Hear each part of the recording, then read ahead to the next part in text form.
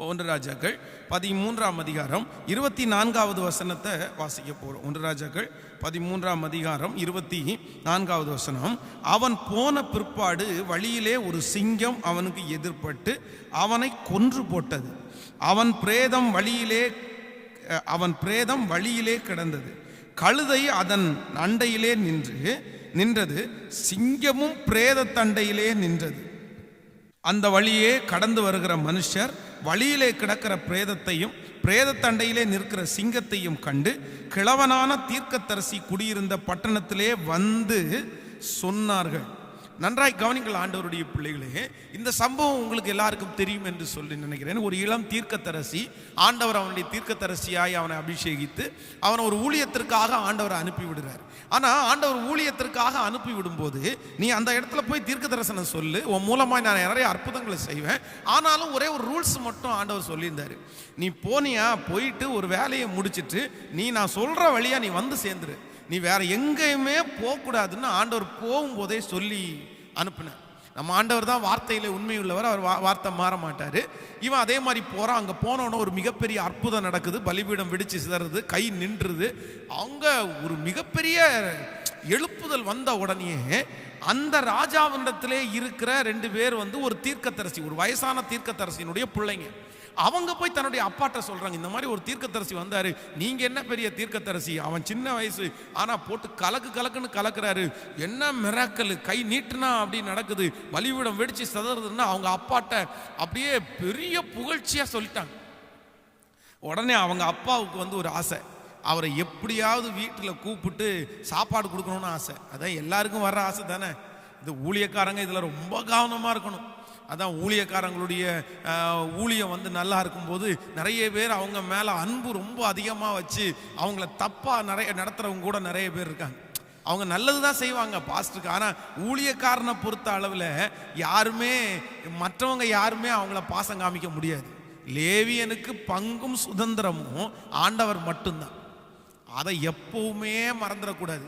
நீங்கள் என்ன நேசிக்கிறீங்க, நிறைய பேர் நானும் நேசிக்கிறேன், நிறைய பேருக்கு பிள்ளையா, நிறைய பேருக்கு சகோதரனா, நிறைய பேர் ரொம்ப சந்தோஷமா இருந்தாலும் ஆனால் அதிகமாக நீங்கள் நேசிச்சிட முடியாது. ஒரு லிமிட்டு. ஓகே.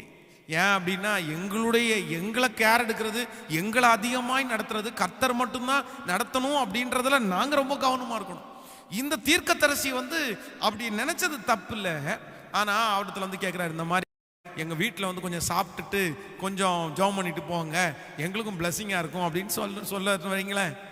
ஆனால் இவர் சொல்லிட்டார், இல்லை ஏசப்பா என்னை எங்கேயும் இருக்கக்கூடாது, என்னை வந்துடணும்னு சொல்லிட்டாரு, நான் போகணும் அப்படின்னு.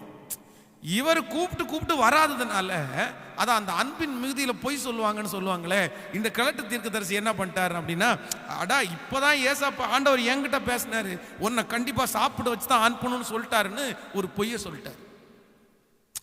சில நேரத்தில் மற்றவங்க மேலே நம்ம வச்சிருக்கிற அன்பு நம்ம பொய் சொல்றதுக்கு நடத்தும். அதனால ரொம்ப கவனமாக இருக்கணும் ஆண்டவருடைய பிள்ளைங்க. பொய் சொன்ன உடனே இவரை நம்பிட்டு போவார். போய் சாப்பிட்டு திருப்பி ரிட்டர்ன் வரும்போது இந்த தீர்க்கதரிசியை ஒரு சிங்கம் கொன்றும்.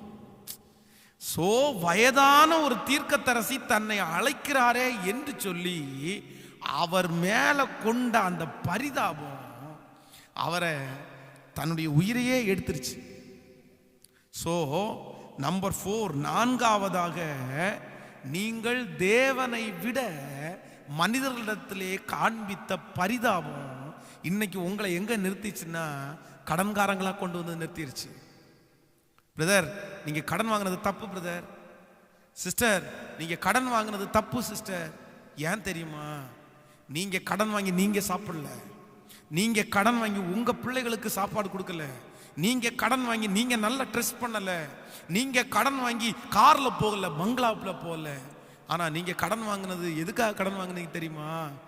ஆண்டவரை அறியாத, ஆண்டவரை நேசிக்காத ஏதோ ஒரு மனிதன் உங்கள்கிட்ட கேட்குறாங்க அப்படின்றதுக்காக அவங்க மேல பரிதாபப்பட்டு ஜாமீன் கையெழுத்து போட்டு பரிதாபப்பட்டு பணத்தை வாங்கி அவங்களுக்கு கொடுத்து இன்னைக்கு அவங்க சந்தோஷமா இருக்கும்போது நம்ம ஆண்டவருடைய பிள்ளைங்க நிறைய பேர் வேதனையோட இருக்கிறத பார்த்தா மனசுக்கு அவ்வளோ கஷ்டமா இருக்குது. நான் ஏற்கனவே கூட ஒரு செய்தியில் சொல்லியிருக்கிறேன். நான் கண்கூடா பார்த்தேன். ஒரு ஒரு ஒரு ஒரு லேடி உங்களுக்கு வந்து கடனை வாங்கி கொடுக்குறாங்க. கடன் வாங்கி கொடுத்துட்டு இவங்க 2 பேரும் அந்த கடன் வாங்கி கொடுத்த நபர் இவங்களை டார்ச்சர் பண்ணி இவங்க 2 பேரும் ஒல்லி ஆயிட்டாங்க. இருந்த காரை வித்துட்டாங்க, பைக்கில் வராங்க. அதே ஸ்கூல்ல அதே இடத்துல இவங்க வாங்கி கொடுத்த அந்த அந்த அந்த லேடி வர்றாங்க, கார்ல வர்றாங்க, கெத்தா வர்றாங்க. இவங்க ஒல்லியாகி இவங்க வாங்கி கொடுத்தது, இவங்க ஜாமீன் முண்டு வாங்கி கொடுத்தது, அவங்க சந்தோஷமா இருக்காங்க. சரி, இதுக்கு முன்னாடி நடந்தது விடட்டும். இனி இனி இனி கர்த்தர் அப்படிப்பட்டதை வைக்க மாட்டார். உங்களுக்காக நான் ஜெபம் பண்றேன். கொஞ்சமாவது ஆண்டவருடைய பிள்ளைகள் ஞானமா இருக்கு. நிறைய பேர் கணவனுக்கு தெரியாம, மனைவிக்கு தெரியாம, மற்றவங்க மேல பரிதாபப்பட்டு, நான் சொல்றேன், சொந்த சகோதரன் மேல கூட நீங்க ஆண்டவரை விட பரிதாபப்பட முடியாது. சொந்த சகோதரன் கஷ்டப்படுறான், சொந்த சகோதரி கஷ்டப்படுறா, சொந்த சகோதரிடத்தில் அன்பு கூறாதவன் எப்படி காணாத தேவனிடத்தில் அன்பு கூறுவான்னு பைபிள் சொன்ன உடனே ஐயோ பாஸ்டர், நான் சொல்றேன் அன்பு கூறணும். அன்பு கூறுறது ஆண்டவர் வந்து உங்களை நேசிக்க சொல்றாரு. ஆனா ஆண்டவரே செய்யாத ஒன்றை நம்ம செய்ய முடியாது. நீங்க அவங்களுக்கு கொடுக்குறீங்களா? உங்களுக்கு மிச்சம் இருக்கும்போது கொடுக்கறது தப்பு இல்லை, உங்களுக்கு நிறைய இருக்கும்போது கொடுக்கறது தப்பு இல்லை. ஆனா உங்களுக்கே இல்லாத போது இன்னொருத்தரிடத்திலிருந்து வாங்கி கொடுக்கிறது, அது ஆண்டவரை விட நீங்க அதிகமான பரிதாபம் காண்பிக்கிறீங்க. கர்த்தரை விட பரிதாபம் காண்பிக்கிறீங்க. நம்ம திருச்சபைக்கு ஒரு சிஸ்டர் அழுகையோடு வந்தாங்க. அப்படியே தலையில் அடிக்கிறாங்க. என்ன சிஸ்டர் கேட்ட, பாஸ்டர் 3 வருஷத்துக்கு முன்னாடி எங்க தம்பி ஒரு பெரிய பிரச்சனையில சிக்கிட்டான்.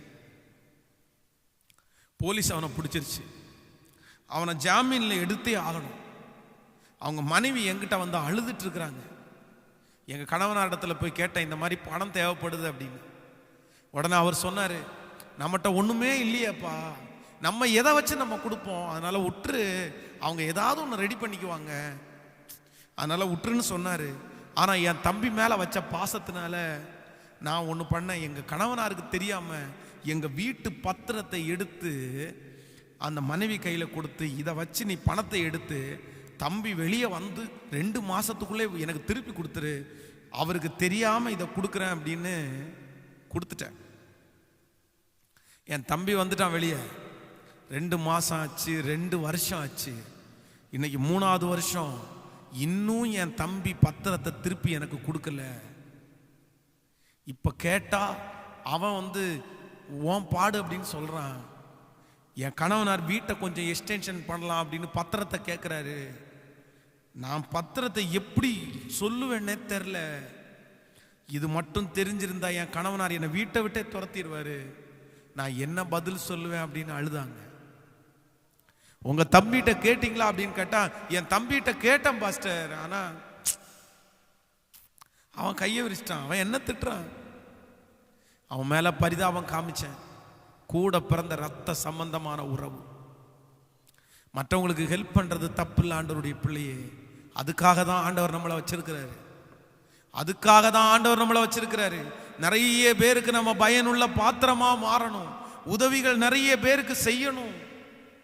ஆனா அதே நேரத்தில் கடவுளை விட இரக்கம் பாராட்டி ஆண்டவர் செய்யாத ஒன்றை, உங்களுக்கு கொடுக்காத ஒன்றை, நான் சொல்றேன், இன்னொருத்தருக்கு ஒரு உதவியை நீங்க செய்ய வேண்டியதா இருந்தா ஆண்டவர் உங்களுக்கு கொடுத்திருப்பார் கையில. உங்களுக்கு கையில கொடுத்துட்டு அவங்களுக்கு போய் செய்யணும்னு சொல்லுவார். புரியுதுன்னு நினைக்கிறேன் உங்களுக்கு.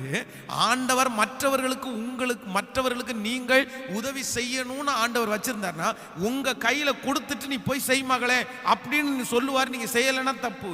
ஆனா அதே நேரத்தில் உங்க கையில அவங்களுக்கு கொடுத்திருக்கிற ஒன்றை உங்க கையில ஆண்டவர் கொடுக்கல அப்படின்னா நோ நோ, உங்க கையில கொடுக்கல, உங்க கையில கொடுக்கல அப்படின்னா நீங்க செய்யணும்னு நினைக்கல, கர்த்தரே செய்யணும்னு நினைக்கிறார். அதை ஏன் ஆண்டவருடைய பிள்ளைங்க நினைக்க மாட்டேங்கிறீங்க? ஸோ நீங்கள் கடன் வாங்கினது தப்பு. ஏன் அப்படின்னா நீங்கள் நிறைய பேர் கடன் வாங்கினது ஆண்டவரை விட அதிகமாக பரிதாபம் காமிச்சு தான் கடன் வாங்குறீங்க. சொல்லுங்க அப்பாவை பார்த்து, தப்பு தான் ஆண்டவரே, தப்பு தான் ஆண்டவரே, தப்பு தான் ஆண்டவரே.